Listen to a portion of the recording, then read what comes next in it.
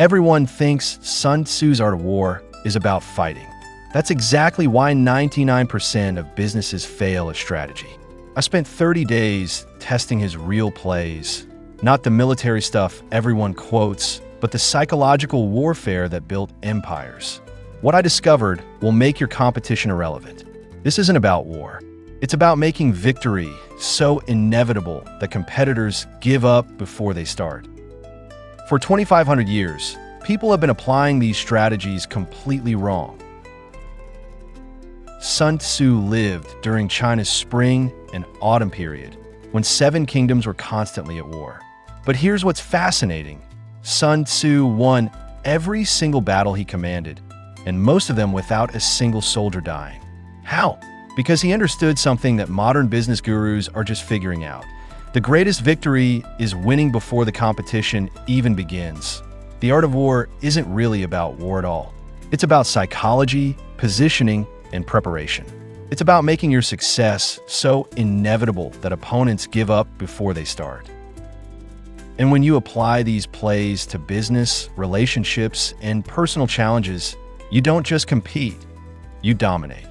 Let me show you the 5 core plays that made Sun Tzu undefeated and how they'll make you unstoppable in whatever you're pursuing. Play 1. If you know the enemy and know yourself, you need not fear the result of 100 battles. This isn't about making enemies. It's about competitive intelligence. Here's how I tested this in business. Before every important meeting or negotiation, I researched not just the facts, but the people. What motivates them? What are their pressure points? What do they need to win? Then I analyzed my own strengths and weaknesses honestly. The result? I stopped walking into situations blind. When you understand both sides completely, you can find the win-win solution that looks like magic to everyone else. Practical application. Before your next job interview, promotion discussion, or business pitch, spend equal time researching them and honestly assessing yourself. Know their problems, know your solutions. Know their communication style, know how to adapt yours. This single play eliminated 90% of my business stress because I was never caught off guard again. Play 2. Supreme excellence is breaking the enemy's resistance without fighting. In modern terms, make competition irrelevant. Sun Tzu's philosophy was simple. If you have to fight, you've already partially failed. The master strategist wins by making victory inevitable before the battle begins. Here's how this works in business. Instead of competing on price, you compete on value. Instead of fighting for market share, you create a new market. Instead of arguing your point, you help others reach your conclusion themselves. I tested this with a client who was losing customers to a cheaper competitor. Instead of dropping prices, fighting, we repositioned entirely. We weren't the budget option. We were the premium solution for people who valued quality. We stopped competing on their terms and started dominating on ours. The competitor kept lowering prices while we raised ours and increased market share. That's winning without fighting. You make the competition play a different game entirely. Play 3. All warfare is based on deception. Now, before you think I'm advocating lying, Sun Tzu meant strategic misdirection and managing perceptions. This isn't about being dishonest. It's about controlling information flow and managing expectations. It's about appearing weak when you're strong and strong when you're weak, depending on what serves your strategy. In business, this translates to strategic transparency. You don't reveal your full hand until the optimal moment. You let competitors underestimate you while you build strength. You appear confident when negotiating from a weak position and humble when you're holding all the cards. Here's a practical example. When launching a new product, don't announce it until you're ready to dominate. Let competitors think you're focused elsewhere while you perfect your strategy. Then when you launch, it appears effortless, but it was actually months of invisible preparation. Steve Jobs mastered this. Apple appeared to struggle with phone technology while secretly revolutionizing it. The iPhone didn't just compete with existing phones, it made them obsolete overnight. Play 4. Rapidity is the essence of war. In the modern world, speed beats perfection every time.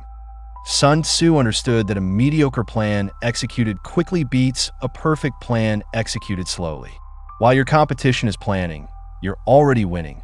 But here's the nuance modern entrepreneurs miss. Sun Tzu's speed wasn't reckless. It was prepared speed. He spent months in preparation so he could act in moments when opportunity appeared. I applied this to content creation. Instead of spending weeks perfecting one video, I created systems for rapid, quality content. I prepared templates, researched topics in batches, and built production workflows. When trends emerged, I could respond in hours while competitors took weeks. The principle: prepare slowly, execute rapidly. Build your systems during peacetime so you can move at light speed during opportunity time. Your competitors will wonder how you're everywhere at once while they're still planning their next move. Play 5. Use local guides. Sun Tzu insisted you needed people who knew the terrain intimately. In modern terms, leverage other people's expertise and networks. The fastest way to win in any new area isn't to figure out yourself. It's to find someone who's already won there and learn from them. This isn't just mentorship. It's strategic relationship building. Here's how I've used this play. When entering a new industry, instead of competing with established players, I partnered with them. I found the guides, the people who knew the customers, the problems, the unspoken rules. I made myself valuable to them first. Result?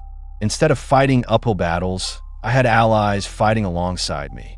Instead of starting from zero, I started from their decades of experience. The modern application: before entering any new market, relationship, or challenge, identify your local guides.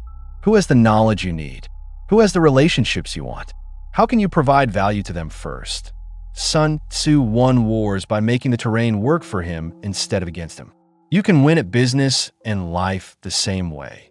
Sun Tzu wrote The Art of War 2,500 years ago, but his strategic plays are more powerful today than ever. If these plays shifted how you think about competition and success, there's an entire playbook of forgotten wisdom waiting for you. Next week, I'm revealing Cleopatra's seduction strategies that had nothing to do with romance and everything to do with political survival and power. These are negotiation and influence plays that most people have completely misunderstood. Make sure you're subscribed and hit that notification bell, because these historical playbooks are about to change how you approach modern challenges. If this gave you a new perspective on strategy, smash that like button and let me know in the comments. Which of Sun Tzu's 5 plays will you implement first? And if you want to dive deeper into the art of war right now, I've linked the best modern translations and business applications in the description below. Remember, the supreme excellence is achieving your goals without unnecessary struggle. Use these plays wisely